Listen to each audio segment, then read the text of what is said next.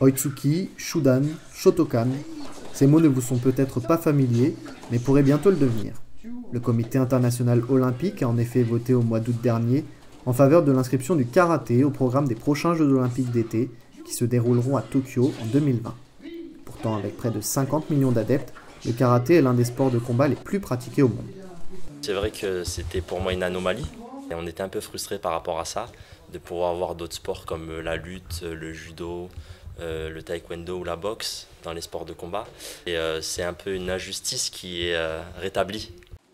Une occasion en or pour la discipline de se retrouver sur le devant du tatami olympique, au sein même du pays qui l'a vu naître, le Japon.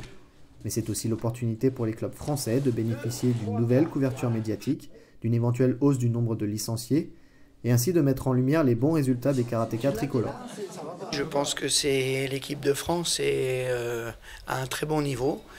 On a de très bons athlètes. Ils se sont placés récemment, bien placés au championnat du monde. Et tous ces athlètes sont à un très bon niveau et je pense qu'ils ont toutes leurs chances pour les Jeux olympiques. Pour autant, rien n'est encore acquis. Toujours cantonné au statut de sport additionnel, le karaté n'est pas assuré d'être présent aux Jeux olympiques suivants, ceux de Tokyo. Pour l'inscrire de façon permanente après 2020, un second vote du CIO aura lieu l'année prochaine, lorsque la ville hôte des JO 2024 sera dévoilée.